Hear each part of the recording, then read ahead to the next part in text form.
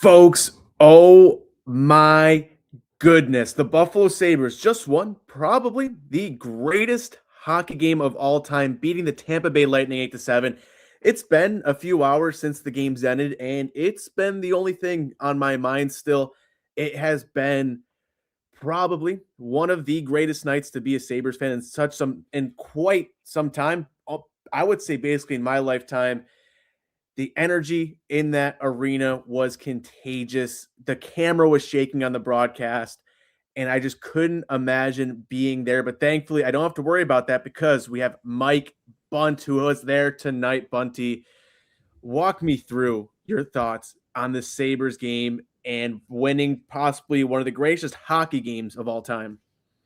Yeah, as far as Sabres games are concerned, that probably has to go down as arguably the best or the second best regular season game in the history of KeyBank Center. I can't talk about the odds and everything like that, but at KeyBank Center, good luck finding a more entertaining game. Maybe the only one that really comes to mind is the Ottawa brawl back in 06, 07. Yeah. But, I mean, you get the fights right off the bat. You get the 5-on-3. They don't capitalize. You're upset about that. And then Doan gets the scoring underway.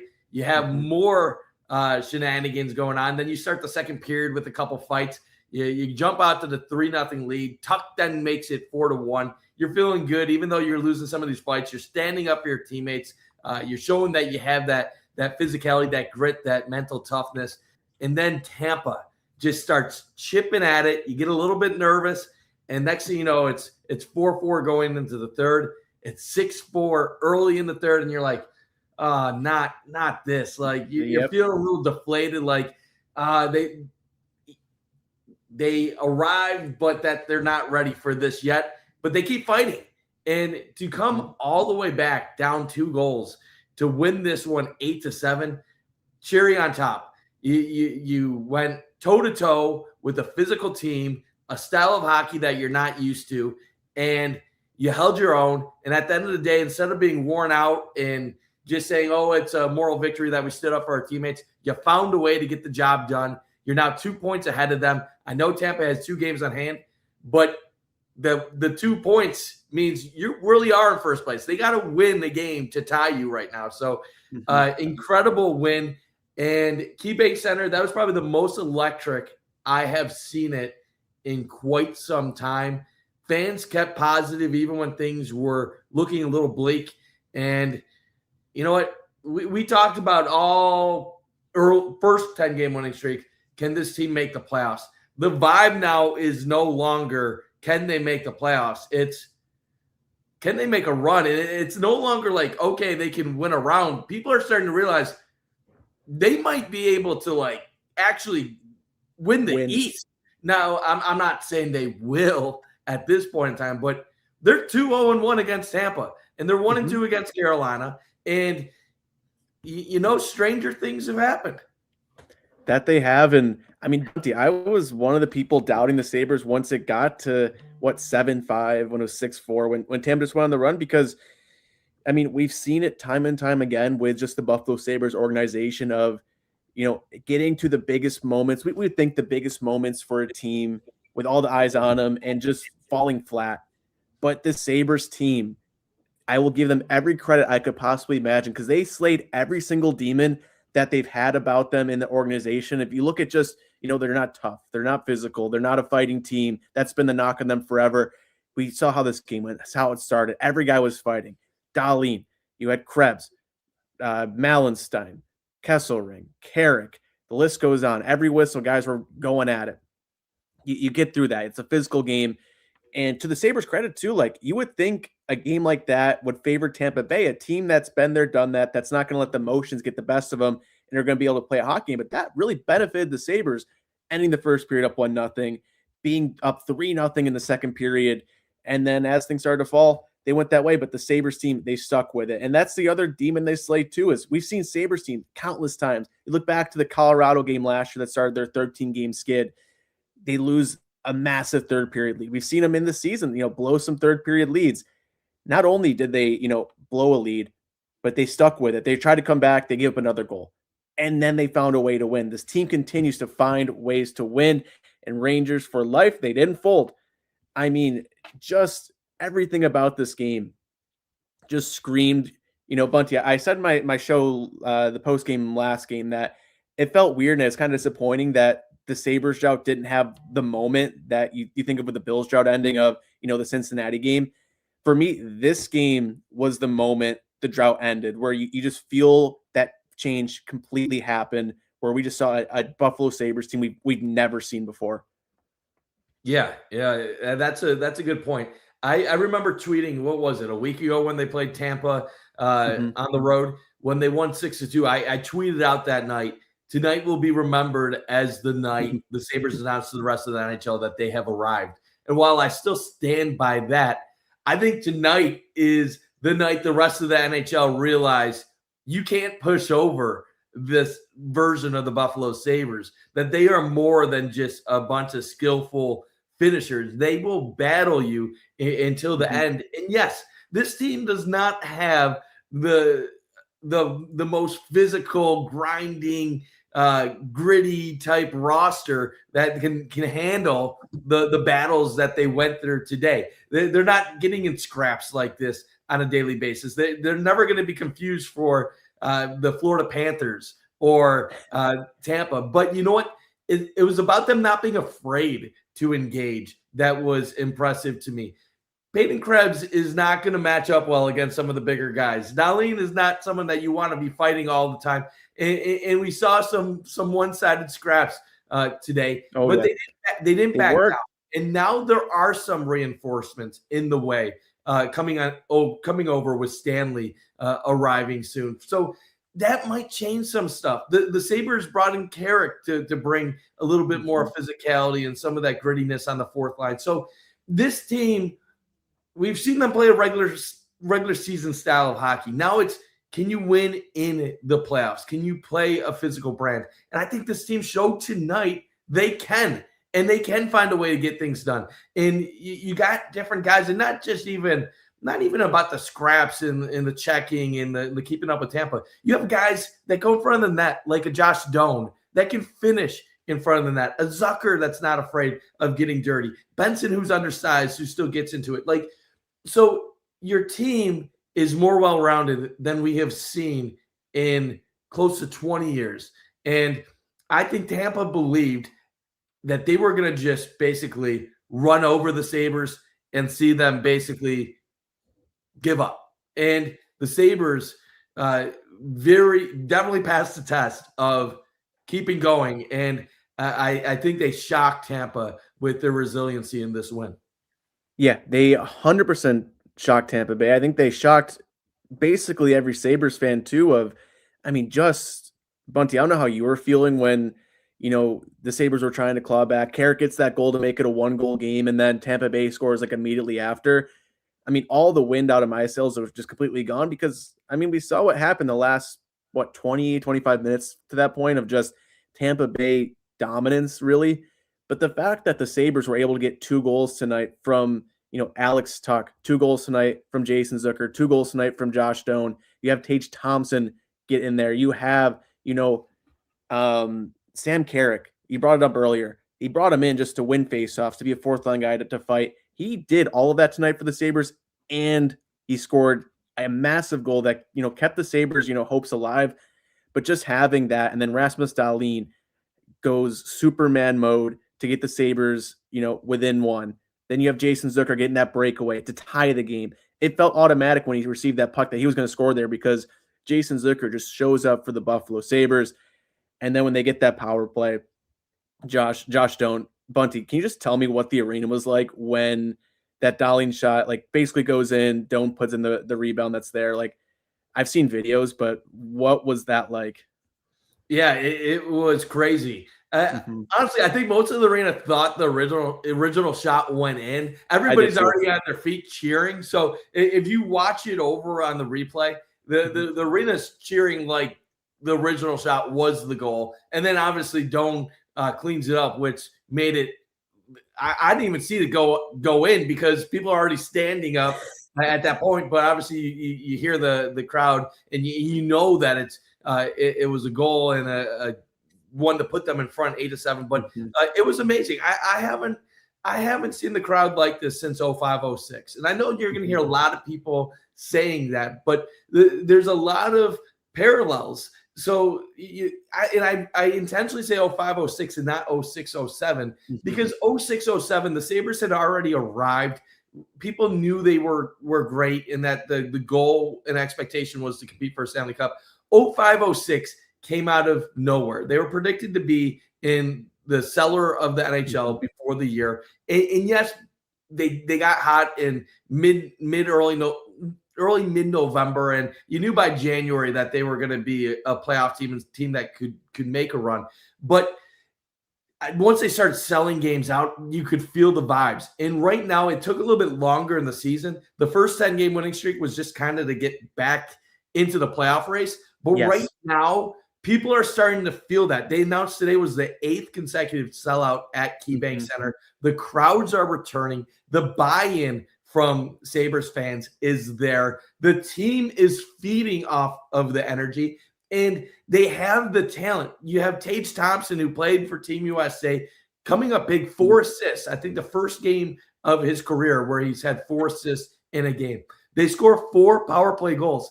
I don't know about you, but after they didn't score on the 5-on-3 for 2 minutes, I thought it was done. It was a little depressing. Like, come on, like you didn't even really generate a really solid chance. I know there was a puck in front of the net for a moment, but you're like, come on. But then Doan gets the top corner power play goal. I think that's the second time I've seen him do something like that this year. Maybe he's done it an extra time as well. But you have a good mixture of some older vets, some guys that are in the middle of their prime, and then some young guys really stepping up. For years, I've wanted a guy like Jason Zucker that can still play at a high level, but can also lead by example. And maybe people wanted Okposo to be that guy in the past, but he just didn't have the ability still at that point. Like Zucker is a 20-plus goal scorer, but he's still showing guys what they should be doing the right way. Thompson, Dahlin, Tuck, all in their prime right now. But then you have young guys like Doan really stepping up and Samuelson stepping up. It's really impressive to watch right now. And it's crazy to think that this is the spot we're in. 19, I don't know, what is it, 19 games left in the regular season, or is it 18 games left in the regular season? But 84 points.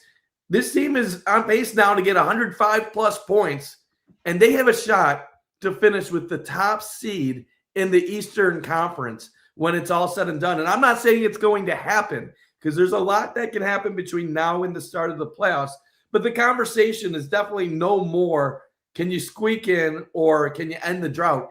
That is not acceptable anymore. It is, how far can you go? And they always say in careers, don't set goals that are middle of the pack or mediocre. Set your goal up here, and then even if you don't reach it, if you get halfway there, you're still getting farther than what you originally intended. So I loved when Alex Tuck said, our goal is to compete for a Stanley Cup. Aim high. Because that was a long time ago, too. You never know when you're going to get that opportunity. And the 05-06 team didn't start that year thinking they were going to be within 20 minutes of going to the Stanley Cup Finals. But there they were in that spot. And they got even closer than the 06-07 team that won the President's Trophy. So you know what? You're 2-0-1 against Tampa this year. And you're empty net goal away from being 3-0 against them. That's your top competition in the Eastern Conference to making a run. And you just showed them that you can compete playing their style hockey. Let's see where they can go.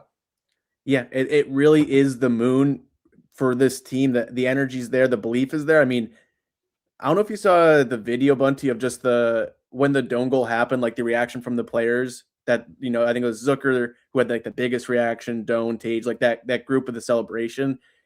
Like the energy there, the belief there, like they had no doubts that they could do this. Like it was like, yeah, we knew we could do this. This is awesome. The energy was just incredible. Like I was shaking watching the game. My girlfriend's like, hey, are you like doing like physically okay? Should I be concerned? I was like, I mean, maybe slightly concerned, but this is truly like, even if the Sabres lost this game, you would have to take a step back. It was like, this game was just anything you could ever want in a hockey game.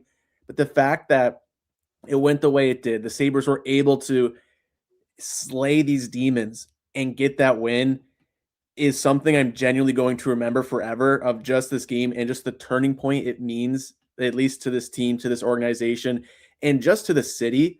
Bunty, I think we've seen just the change in how the Sabres are perceived by, Western New Yorkers, sports fans, but even just like general, sports people on socials. Like, it's cool to talk about the Sabres again. It's cool, it's hip, it's trendy. It gets views to talk about the Sabres. Like, people care about the Buffalo Sabres again. And it's hard not to believe, like, this moment here of just, you think of where this team was just a few months ago, where you're just hoping to, see the lower bowl mostly filled on a weekday. It'd be great if that were to happen. Now it's, going to be sellouts, it feels like, from here on out. It's a great thing. Couple comments here I'm seeing live. Yeah. That Carolina, just, I'm excited for these two teams to match up, because that's a hockey team right there. But the Sabres team is feeling great.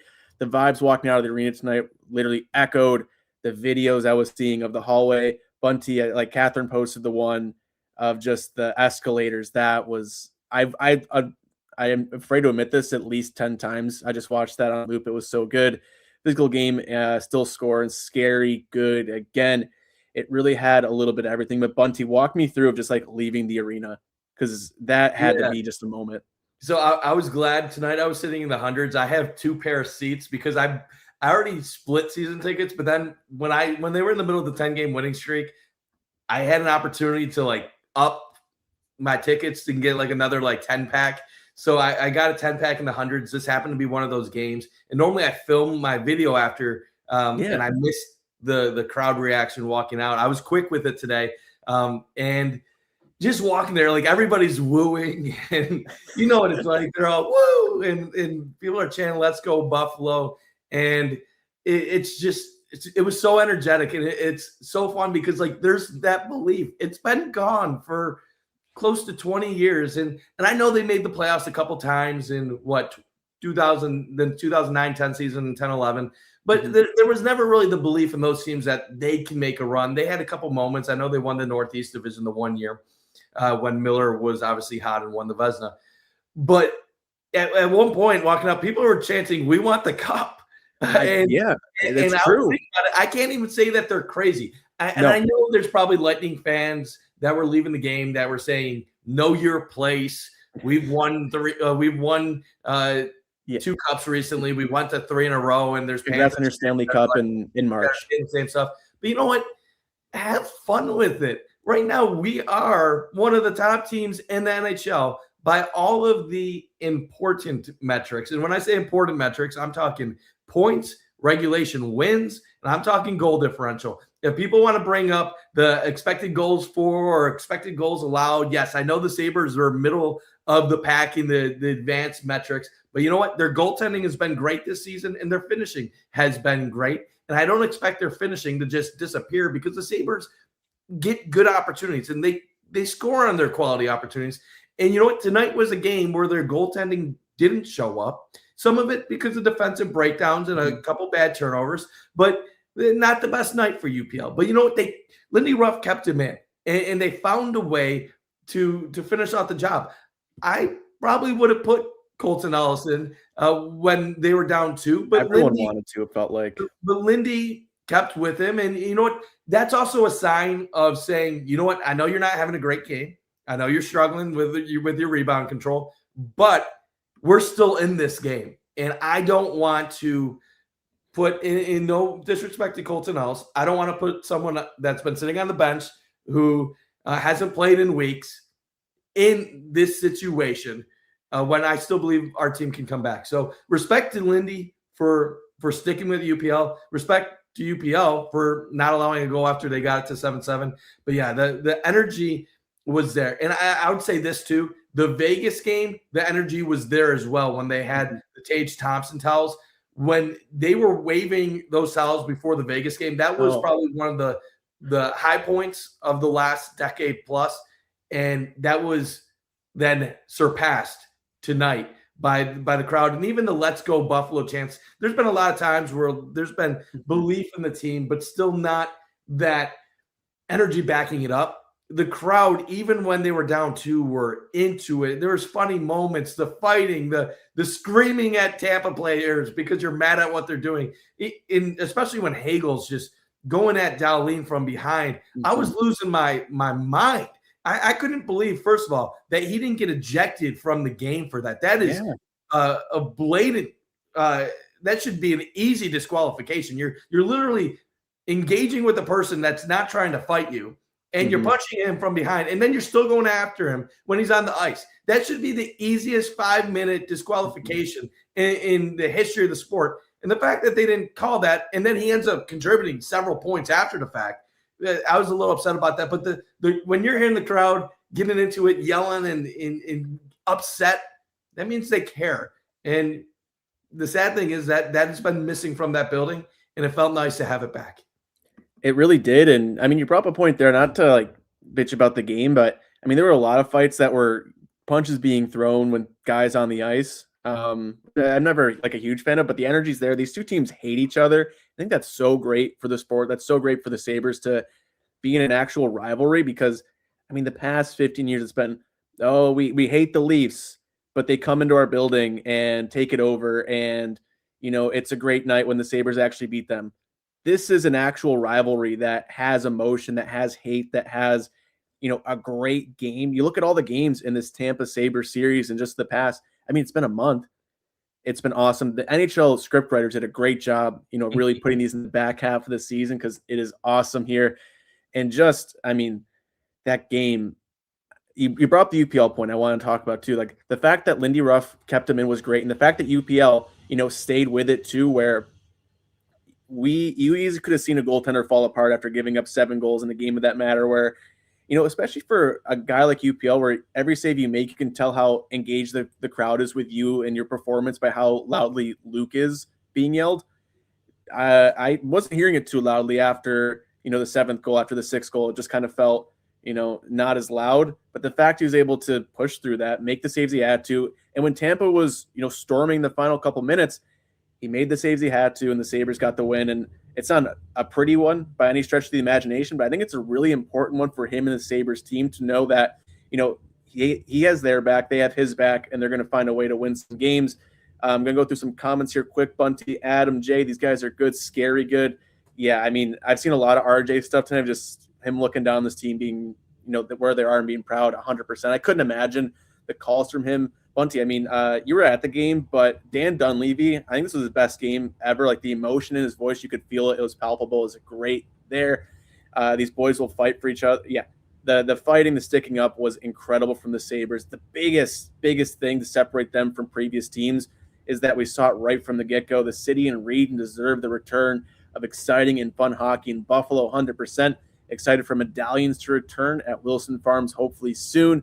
Carrick's first game, won a fight, got a goal. Yeah, his run the past little bit has been great because last game, his first game, he won those 2 faceoffs to close out the win for the Sabres. Tonight he got his fight, he got his goal. Great addition there from Jarmo Kekalainen. Can't wait to see how Tampa Bay reacts when Stanley's in the lineup for next game, 100%. The fact that he's going to be in for the future is going to be great. If Tanner Pearson's going to be in, we will see. I'm excited because Lindy Ruff said, you know, now the Sabres have different options for their lineup depending on who they're playing. They can be a little bigger, heavier, physical, a little quicker with Metza in. Very interested to see there. UPL had Rasmus's back 100%. Oh, yeah, when he stepped in for the fight when, you know, Dahling was getting hit from behind. Great there. Yeah, and Johansson stayed in the net. Bunty, I thought there was a very good possibility we'd see a goalie fight this game after the first period. It felt like, oh, that's the logical next step. UPL made the saves we needed. We got to keep up this 1-2 punch in the playoffs 100%. 2 elite rested goaltenders is going to be OP. And then imagine if you told RJ that Lindy Ruff would break the 15-year drought. I mean, all that put together, I don't like using the term destiny or like stuff like that, Bunty, but, you know, 20 years since the 05-06 team, eerily similar vibes between those 2 squads. Lindy Ruff being back at the helm, it's just so weird of all these little things coming together and that it's actually working out right now for the Sabres. And it just, I don't know. I have that belief that this team can really win any game they're in. And I mean, the question will be once they get to the postseason, how's that all going to come together? Yeah, it'll be interesting to see, and a lot of the postseason is based on matchups. Who do you go up against? Like say the Sabres don't win the Atlantic and they get the 2 seed. Are they going up against a Montreal who's going to play fast and might be difficult at times to go up against? Or are they going up against a Detroit who you probably match up favorably against, or a Boston who you also probably favorably match up against? So a lot of it is going to be based on matchups. I'm not too worried about how it plays out. Right now, this team is learning how to win in a bunch of different ways, and really, you take whatever you get. And the interesting thing about Lindy and the parallels to 20 years ago is it's kind of the more things change in hockey, the more things stay the same. We always talk about how fighting doesn't have a role in hockey anymore, how physicality has left the game. But then when you watch teams like Tampa and Florida, you realize no, like it's still very present. You might not see it in the regular season as much on a game by game basis because honestly, why waste it on a random Western Conference opponent that doesn't mean much to you in the long run? Why waste it against a stellar team in the East? But a game like this, you could tell Tampa brought it to another level intentionally because they were trying to wear out the Sabres. They were basically trying to send a message to the Sabres early. I mean, it was a game of a lifetime, Bunty. Between all the penalty minutes here, all the goals, first time since '89. Unreal. That's incredible. Like, you think about it, this is not just for this game, though, specifically. The Sabres sent a message to Tampa when they won 6-2. And that was, watch out, guys. We are coming for you. Yes. And prior to that, there probably wasn't much belief that the Buffalo could really catch up to a team like Tampa in the standings. That game put the Lightning on notice. And during that contest, Tampa started getting very physical, chippy, and taking liberties with some stuff. I thought they crossed the line several times in that contest. And now, in today's game, right off the bat, Tampa's taken – it wasn't even just a fight. They're taking punches at guys that are already down on the ice, late hits, and I thought the refs did a horrible job of keeping things balanced. Now, it's fun not having it balanced. I like seeing the sideshow and the craziness, but the refs did a horrible job of maintaining stuff. I think early on they tried to call some penalties, and they basically realized there's no stopping what's about to happen. And my only disappointment with it is you were calling some penalties early. The Sabres were capitalizing. And I think once you get to the point where the Sabres are 3 for 6 on the power play, the refs are probably thinking, we can't gift Buffalo free power plays anymore because then Tampa's going to cry at us for the one-sided affair of things. And then Lightning chip back in. But it's good to know that the Sabres can play this style. And because you know what? Come playoff time, they're not going to call all these penalties, but they're going to see the hitting. They're going to see the physicality. You're going to see teams taking cheap shots at you, and you're going to have to give it back to them. You can't just sit there and take it. And that's the thing that a lot of these guys on the Sabres have to learn to do because they haven't been involved in that type of hockey at that NHL level. And you don't see as much of that in the younger levels and the juniors and the American Hockey League compared to what you saw back in the day. So very good sign. I like that the trade deadline acquisitions were focused on bringing more of that.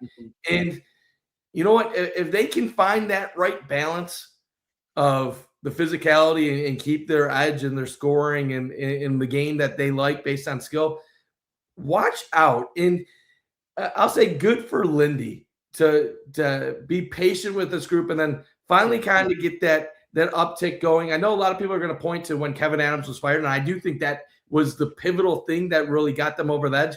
But there were some numbers that showed that even before that, when Benson came back, when Norris came back, that's really when they took off. And this team has something right now. You don't go 28, 5-2 over 35 games.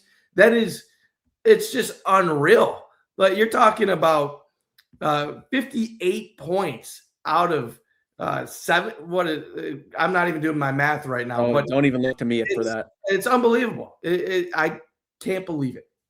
Yeah, it's incredible. And the thing, Bunty, that really jumped to me off the page for the Sabres was they rose to the occasion right away where you saw Tage Thompson, get hit late by two guys, where the Sabres got that, 2-minute 5-on-3 early in the game. And the Sabres jumped in that pile right away. They were taking guys, and they weren't just like grabbing onto guys just to grab onto guys. They were like going after each other, and that just went the whole way. We saw them get through the first period and immediately just fight Kessering and Chernak, I believe, to start the second period. You had Malenstein and Perry right after that. Like, the Sabres aren't afraid to muck things up anymore. They're not just, being physical and getting into, tussles just to say they did it, to say they, they're checking off a box that they're a tough team. Like, they love it. You see Zach Benson, like, he's always in it. And just doing that from the get-go and rising to the occasion of this game was a great thing to see. And I think in previous Sabres teams would have seen them kind of shy away from that and just try to play a game they're comfortable with. And right now they're comfortable being in those situations. And this team is just scary good. Hagel gets suspended for that slimy crap. Yeah, we saw Malkin get, a 4 or 5 game suspension. Dahlin's just been, it makes sense with how important he is to the Sabres team. And, he's getting a lot of stuff behind the play there. I'm surprised Chernak didn't do some slimy crap with his elbows like he usually does dirty. I mean, right now, all the Sabres got through this game. That's a big thing. Hagel sucks. Yeah, he is like public enemy number 1 from Sabres fans. We posted the video of like the Doan goal at the end, and everyone was just, there was like the chant of like, we hate Hagel or something like that. They're scary good, aging, real physical and skill. That too, the Zucker goal he scores with the one-timer where you have Josh Norris enter the zone, check his guy while he still has the puck, gives it to Jack Quinn, who finds Zucker for the one-timer. Like, just having Josh Norris be a guy like that who's going to throw a hit, give it to Quinn quick, who's going to find Zucker for a one-timer. That's a Sabres team we've never seen before. Just a chance that maybe we'll find better days. That song's been playing a little bit too often in my household at the moment. Kessering handled Chernak. Yeah, Kessering is finding his game here in Buffalo. Also, what a game to figure out the power play. Yeah, hopefully they can build off that between, Doan getting it down low. Everything was going in for every team. That's not going to be an every night thing. About the power play, like the Sabres power play is one of those where at the end of the year, you're going to be like, how did they finish 13th or 14th in the league? They look horrible. It's either the worst thing you've ever seen, the first 2 power plays of a game, or they're scoring on a point blank shot. And there is no in between. And if you look at the eye test, you're like, this is not good. But then you look at the numbers and you're like, they are middle of the pack. And not like this where they go 4 for whatever. That's going to only boost the numbers significantly. And I wouldn't be surprised when I check the numbers tomorrow, if they're probably closer to 14th or around that range after this game. It's crazy because, you're right. We saw throughout the stretch of the season their power play is scoring like 2-3 goals a game and then going quiet for a while. But that's kind of the nature of power plays for the most part. So that's kind of the big question for me is going into, the future is if they can get this power play to continue to click, that's going to be a great thing. Because the Sabres didn't score a 5-on-5 goal this game until the Carrick goal, which is kind of crazy to think about. They had 3 power plays. They had the shorthanded from Tuck. So, if they're 5-on-5, is it going to be as world beating as it has been to really carry them to this point? Having their power play step up would be huge. Just everything about this game, Bunty, the more I think about it, you can't picture a better night for the Sabres for how this goes. Just all of, if they beat Tampa 8-1, that's fun. That's awesome. But yeah, I think this team learned a lot just of, what they can do, what they can overcome, what they can and can't get away with. You think of Noah Austin getting stripped at the blue line before Tampa scored, I think their 3rd goal, somewhere around there of that was the game tying goal. So, or 4th, yeah. You always learn lessons from bad things that happen. And oftentimes you do your most learning when you're going through adversity or tough times. But you know what's a nice way of learning? When you learn and you end up persevering.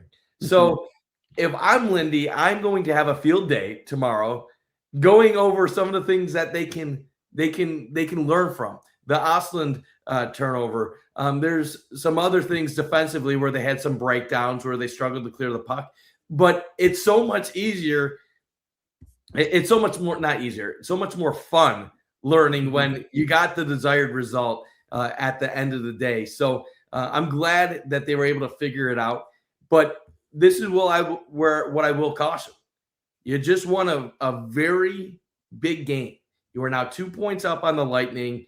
I think 19 games left to go. They obviously have the 2 games on hand still with the Sabres. They cannot have a let up after this. The next the next 3 games are home against teams that are currently out of the playoffs. I don't know if the Sharks moved up or anything, but last I checked, the Sharks were just on the outside. You're playing 3 teams that you should beat in San Jose, in Washington, and then Toronto. And I don't think Toronto really has – they're not playing for much going forward. I know they're still technically in the picture, but it doesn't look good for them. Same thing with Washington. San Jose might actually have the best shot of those 3 teams. Don't have a letdown this week. Keep it going. Keep the pressure on. Because you win those 3 games, you get up to 90 points. Then you are really in a position of down the stretch. You could potentially become the favorites to win the Atlantic at that point. So keep the pressure on. Don't have letdowns.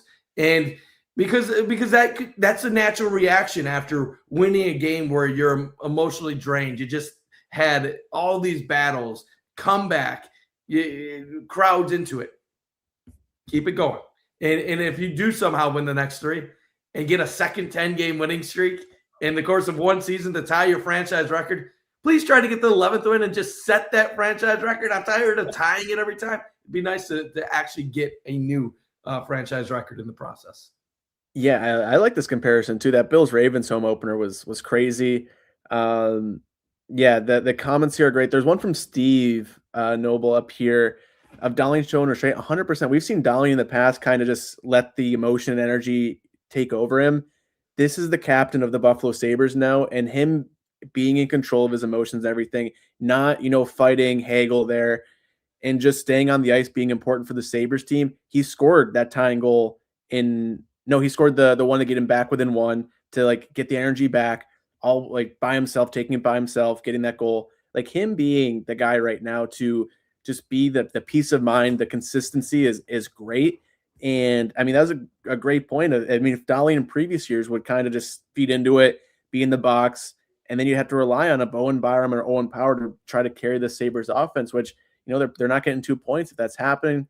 Got to love the 4 guys Yarmo picked up for games like this. Yeah, and we only saw one of them so far. So I think the next time these two teams play in a couple of weeks, this Sabres lineup, I think, is going to look a little bit bigger, a little bit tougher. And I think it'll be a good look, too, as we head into the postseason of how, these new acquisitions match up against Tampa Bay, because that's really why you bring them in, is for games like that. San Jose is a good young team. Celebrini's a stud. Yeah, that's going to be a fun game and such a different dichotomy. That's a great word there, Bundt, at this hour, of what we saw tonight, where you have a young team that's flashy that, could be a Sabres team of a few years ago, of just, a lot of skill, a lot of youth. Honestly, I don't think I've seen this complete Sabres team before, and I'm 51. You look great for 51, this profile picture, Tom. I would give you 30s. But, yeah, the Sabres team is just so fun right now. Carrick, instant Sabre. Yeah, between his first lap with the Sabres yesterday, where the no bucket to this fight and the goal, his quote, too, after the first game was phenomenal. I know we posted that from Crossing Swords. Steve, it's amazing that the Sabres are doing this in a year where only one team in the East is under 500. Yeah, Bunty, I mean, we went from a month ago just watching every other team play and just hoping the Sabres can squeak in, going 500 down the stretch to where they're at now. Doing it in a year where every team is winning is truly incredible. Let's go, boys. Big fan of your work. Appreciate it. Oh, Alex Jones.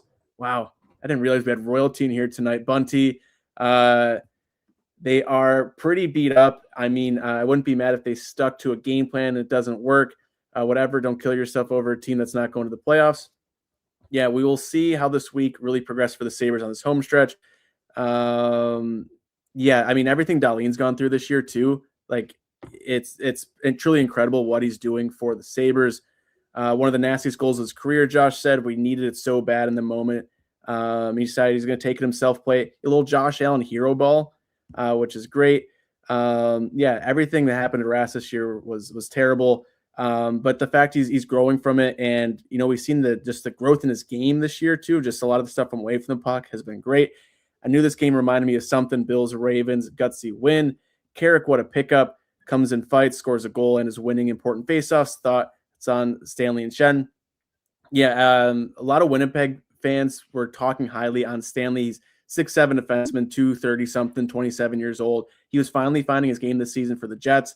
I think this is going to be a good pickup for the Sabres. Shen's an older guy, kind of struggling. If the Sabres need to put him in, a lot has gone wrong, but you'd rather have him be put in than like a Ryan Johnson. Genuinely need the defibrillator after the game, gave Tampa Bay a lead, but it never felt like they were out of it. Not many times you're still in a game where you give up 7 goals 100%. I mean, it's been several hours since the game ended, and like I'm still just like can only think about this game. Game to game, Lindy going to be able to change how the team looks. I think it's going to be great. Don't fool yourself with the Bills. Nope, the Sabres team does have something. Beginning of the changing of the guard for Tampa, didn't even have Stanley, Shenner, Greenway, or Lyon. And let's go Sabres, Bunty Stars. Going through all those comments. Appreciate everyone commenting along. I mean, the fact that it's after midnight here, we have, I think north of 130 people in the YouTube live chat right now.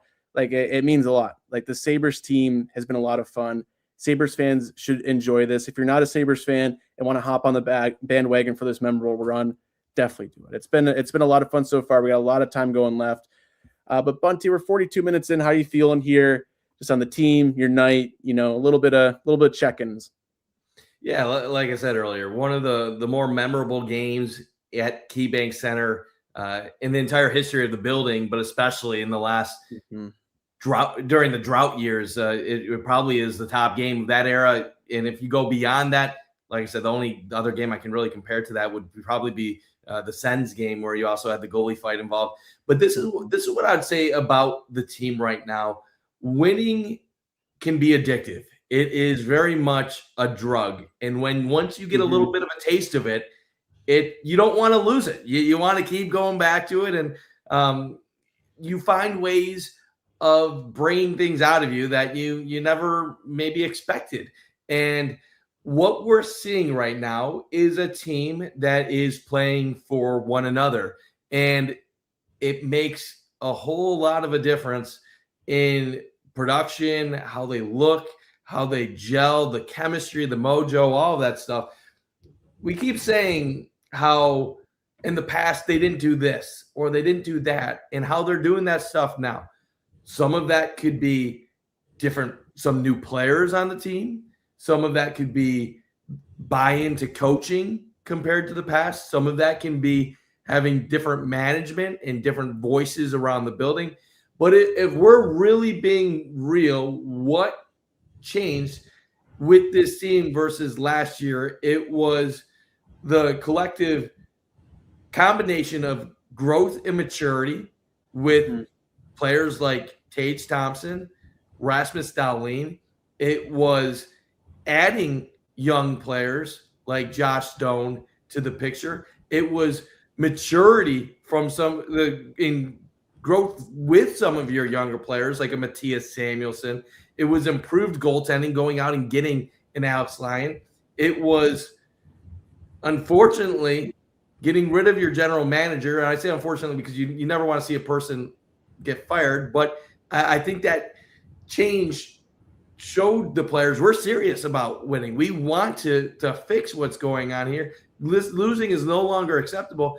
And then with that came some buy-in with the coaching staff. And once they got some of that success, now they believe.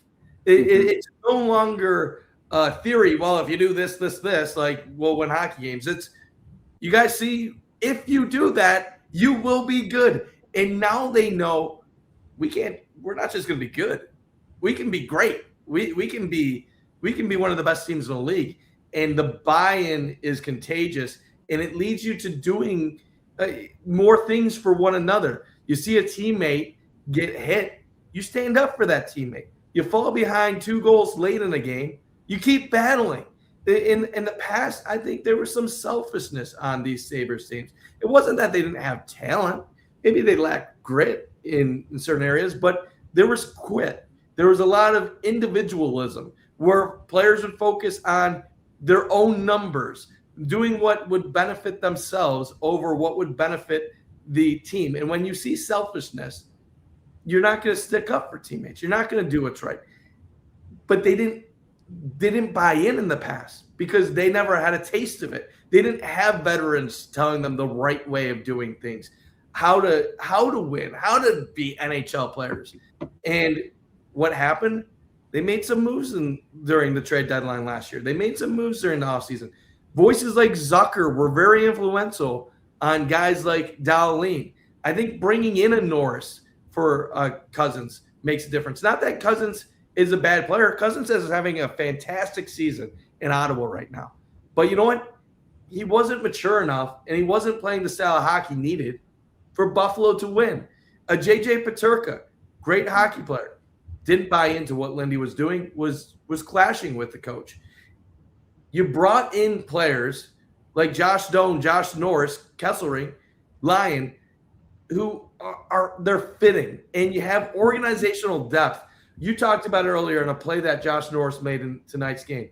Josh Norris is centering the third line right now. He might be the third most skilled player on the team, and he's centering your third line with Noah Ostlund, and he's playing with young guys in a mixture of talent. You have a second line that has Zucker, McLeod, and you have Quinn playing with them. Your top line, at times you have Peyton Krebs. Other times he's playing on the fourth line. You have Benson, who might be your most skilled prospect in the entire organization. I call him a prospect, but let's be real. He's an NHLer. And he's playing on the fourth line at times. So you have depth. You have guys that can play on a variety of different lines right now. In the core four, we talked about it all offseason, that this top four defense pairings would be the guys that carry this team. Dowling right now is an all-world defenseman. You can't name 5 defensemen across the NHL that are better than this man. He is antagonizing. He gets under the skin of players. He is a goal scorer for defensemen. He is a setup man. He's physical. He is an all-world player. But to have Samuelson playing at the level he has, and then Bo Byram has had a fantastic season, and I know people don't want to hear it. Owen Power is good more often than he's not. He's still growing. He has some moments. He led the Sabres in ice time today too. But you know what? Owen Power has been growing throughout this. I know he gets a lot of hate. I'm not one of those guys that's going to pile on him. I still believe he's going to be a very good player going forward. And then the goaltending. I know it was a rough night for UPL, but Alex Lyon and UPL have been fantastic the last 3 months of the season. And it's been a 180. It seems like the Sabres goaltending flip-flops every other year. This year, it's been great. Last year was awful. The year before that, it was pretty good. The year before that, awful. So hopefully this is a sign of good things to come and not a yearly flip-flopping. But it's the most complete team that they've had in a while. And I'll say this. The last thing that has really changed with this team is that now when they are leading a game 3-2 in the third period, 4-2, whatever the score may be, they are playing mature, smart hockey. I talked to you about this all year last year, about they would be up 2 goals in the game and they would do some risky pass, turn it over, 2-on-1 the other way. Then it's a 1-goal game. And then next thing you know, they choke, they blow the lead, they lose in overtime. Just so much of that in the past. This year, sometimes in high danger situation for other team, just flip the puck out of the zone. It's okay. You can change and live to fight another day, and you kill some clock. Now, do they have some moments where they struggle with that still? Sometimes, but they have been far, far, far better in that area. And I think that's the buying in to coaching. And it's just very encouraging to see. And I think it also is a product of having more veterans on this team, despite being one of the youngest teams in the league still. The veteran presence, the buy-in to coaching, they're finally doing things the way you need to do things to win hockey games in the NHL. Yeah, I mean, they are. And you brought up like the Owen Power stuff too. And I think like everything that MCK says here too makes sense of. I mean, Owen Power was not great for most of his Sabres tenure. It is this recent stretch where he's, finding his game. They always say it takes, 300 games to find your footing in the NHL. We've seen it with him. We've seen it with Rasmus Dahlin, Owen Power, or Tia Samuelson, sorry. And it's been like that. We're seeing, maybe another redemption arc of Owen Power, like maybe a Keon Coleman this year. Could you imagine the scenes, Bunty, if those two guys just go on the craziest tears in this next calendar year? I look But at Owen Power a little bit different. I expect greatness out of Owen Power one day. I don't expect that out of Keon. You know what? I understand why people get frustrated with Owen Power. He's yeah, he's a big, skilled defenseman, and you want to get some more physicality. You want to see him be more shut down and take down people in front of his own net. That just has never been the way he's played hockey growing up. And I think we forget sometimes as Sabres fans that it's not the 90s anymore. They don't develop these young hockey players to play that style. And yes, as much as I would love for him to just pick it up and become that guy, that's just not the way they teach. That's not how they teach these guys, most of them. Normally, the grittier you are as a hockey player, typically, and this is not all cases, normally the grittier you are as a hockey player, it means that you are less skilled. Grit is normally how people get by when they don't have enough talent to carry them. Now, there are some players that have a combination of both, and those are who you love. Unicorns. But normally, the more skill you have, the less you have to rely on grit. And when you're a 6'6" defenseman and you tower over almost everybody else you play against growing up in whatever youth leagues you are, your travel teams, your junior teams, your college teams, you don't really need to be physical to dominate. That's something that you kind of have to learn or just naturally have. And I don't know if Power will ever have all of that to him, but let's embrace the fact that he is a plus player right now. A couple months ago, he was like around a negative, a -8 or 9. And when he's on the ice, the Sabres typically generate a lot more chances offensively than they allow. It's also, when he makes a mistake, a lot easier to spot it because he stands out way more than your average player. But it's far too early to give up on him. There is still a lot of reasons to be very, very optimistic for his upside. He's never going to be a Dahlin top 5 defenseman in the NHL, but Power absolutely, his ceiling is potential future all-star, shutdown top pair defenseman. 100%. And just the progression we've seen this season, he's playing a different style too. And he led the Sabres in ice time tonight. So the fact that Lindy Ruff trusts him as much as he does, he's giving him the time, he's giving him opportunities. He's always killing penalties. He's not getting he's not the top power play guy. He's, on that second unit they don't get a ton of time. So the fact he's getting this, he played 27 minutes tonight. That's a lot. This tweet too, Bunty. We talked about it. Early in the season, I remember you first bringing it up, and it's really, really showing its head right now that the psychic might be onto something here.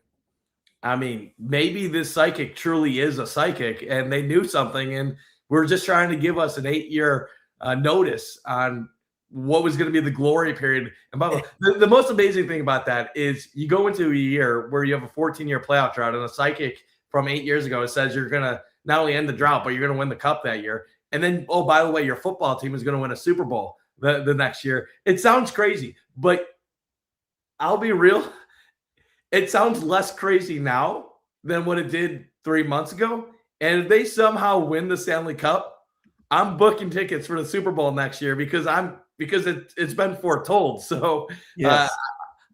Whoever that psychic is, I hope is still around and can go on the radio and tell us a little bit more about how this all will happen without jinxing it. Hopefully that doesn't end up reversing anything, but quite the tweet, and Braden Wilson was the one that originally got that out, and now it's getting so much love. I remember just hearing him talk about it over the summer, but now a lot of people are acknowledging that tweet, which is kind of funny. Yeah, it's hit the the mainstream Buffalo media now, and so have the Sabres at this point. It is a great time to be a Sabres fan, Bunty. It's been, the fact we're able to do a stream like this several hours after the game's ended. It's after midnight, and there's still over 100 people just in the YouTube chat watching. We appreciate it so much. Appreciate everyone commenting along all night, talking about this game, because I mean, this is it's an awesome thing. Bunty, we've been talking about the Sabres, covering the Sabres for a while now, and there hasn't been that, payoff in terms of, what this team is. It's been disappointment after letdown after, oh, could this be it? No, it's just going to be another letdown. That they're finally showing it. They're finally, making us move the goalposts so far away from, what they need to hit. It's been a great thing. I can't imagine if that were to come true, like Buffalo would. I can't even think about the consequences of the city's infrastructure at that point. And yeah, just everything tonight. It'll be a big day for psychics across, I think, the country. They'll be doing record business. And yeah, this is what we've all been waiting for. And then Josh, last thing here, if the Sabres won the cup this season, it would literally go down as the greatest championship run of all time. I agree. To go from a 14-year playoff drought to a cup, and not only from that to finding your GM in December, being last in the Atlantic at the start of December, to where they are now, is just a memorable run. Bunty, any kind of final thoughts here as we wrap things up? And again, just a big shout out to everyone tuning in tonight and enjoying us talking about the Sabres. It's been good going back and forth with everyone here. Yeah, I appreciate everyone tuning in to the show. If you haven't already, please hit the like button. That definitely helps us out a lot. And normally we do this podcast every Thursday. Now there will be a Sabres game this Thursday, so we got to figure what we're going to be doing for that. But hope you guys subscribe and tune in to our future shows. But this is what we've been waiting for. Gatesy, you and I have been doing this show for a couple of years now, and you and I have, I don't want to say more positive, but we have bought into some of the team building that they've had in recent years. We have not been as down on some of the trades and some of Positivity podcast. There's many, and at times it looked bleak with how things were going. Let's be real. I was positive about the Lindy Ruff hire, and in year one, getting 79 points, it didn't look too good. But I will say things are coming together. You do not go 28-5-2 over 35 games and have it be a fluke. This is what the Buffalo Sabres currently are. They are a playoff team this year. The question is, what is their ceiling and what will they do going forward? I believe as long as you have Tage Thompson and Rasmus Dahlin and a good core around them, this team should be entering a 3 to 5 year golden window. Now, this to me is just the start of it. How you develop your prospects, how you surround them with veterans and different guys will be how they emerge. Right now, we're talking about a team with Tage, Dahlin, Tuck, and guys like that. But in the future, we're going to be talking about Benson. We're going to be talking about Doan. We're going to be talking about other young guys that are going to be stepping up. So I cannot wait to see where things go from here. I do have expectations of them winning a playoff series, or at least having a chance to win a playoff series, and just can't wait to see where it goes from here. It's nice walking to a Sabres game in early mid-March, around 50 degrees and sunny, and knowing that this is going to be going on for another month and a half plus, and that I'm not going to be going to these games in April knowing it's the end of another disappointing season. And the last thing I will say too, I'm not saying there's a carryover from the end of last season to this season, because obviously they didn't get off to a great start this year, and a lot of that was injuries, having several guys down that were important to the team's success. But there were signs at the end of last season that this team had some ability and had some talent. And if you listen to what they were saying at the end of last season, if you listen to if you watch how they reacted to players getting hit and dealing with dirty plays after the Tage Thompson incident against Jersey, you saw the start of something changing. And yes, it didn't manifest in the beginning of the year. It took some time. But I think this is finally a year in the making happening before our eyes. People are going to ask, when did this all start? I think it started late last season. And there were some moves that needed to take place in between to really get things pushed over the top. And now there's nothing in the way from them maximizing their potential. 100%. And I mean, we've seen these flashes before, Bunty. That's always been the thing is, oh, the skill's there, the talent's there, but can they put it all together? I mean, not only do they put it all together, but they have the belief that they can. The Sabres team, no other Sabres team we've ever seen would win this game tonight. Going up, blowing that lead, but having the belief that they can win. I mean, the fact that the arena was as full and as loud as it was after just the horrendous downsliding the Sabres had this game, I think speaks volumes to, it's not just a belief inside the locker room that this team could win any game.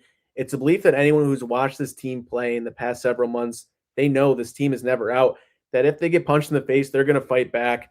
And yeah, I mean, we've seen, flashes and signs dating back to Granato. I'm so glad Yarmo didn't give up any of our young talent in that stupid Parayko deal.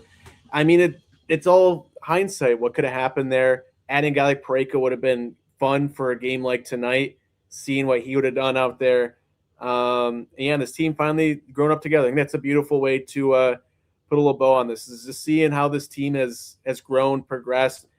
It's, I don't know, Bunty, I looked at a lot of old pictures of, this team when they were younger, of like just, Tage Thompson. Like it sparked when Josh Stone brought up how big Tage Thompson's pants were when he first got into the league. And just, young Dahlin, how he's grown up here in Buffalo. Owen Power in that time. Bowen Byram, when he first showed up to Buffalo just a few years ago, just the progression he's made in his career of, can this guy even play at a high NHL level with all of his concussion issues? Like every single player on the Sabres team is Peyton Krebs. Like I can name every guy on this roster. They're doing that. Josh Stone, his past 2 games has been phenomenal, having 3 goals in that time, where he's on a 6-game goalless streak up until that point. Like, it's all coming together for this team at the right time. Can Tuck win the Selke Award? I'll vote for him if I had a vote. I mean, it's been, the Sabres have 10 shorthanded goals this year. Tuck is always a threat when he's out there. Anyone who didn't catch that game needs to watch the full game. Highlights don't do it justice 100%. But what, does do it justice, Bunty, is my Gatesy win more, lots more from this game. A great watch that highly recommend to anyone. And for people still chatting too, let us know what you want to see from these. You want to see post games like right away? Like Bunty, that could be an option going down the road, getting some guys on talking about the game. Seems like a big thing there. And yeah, everyone's been growing up. We've been growing up here in front of your very eyes the past couple of years on the Cross and Swords podcast. This has been an emergency show. We will be back this week with a full show, full crew. And yeah, it's going to be just a great ride ahead. So again, thank you to the over 100 people, concurrent, sticking in the YouTube, chatting along. It always makes it fun to do these shows well after midnight. And we will see you all again this week. And yeah, Lindy's been the final piece to make it all happen. You've been the final piece to make this show all happen. We will see you all this week with some more Sabres hockey, and let's go Sabres.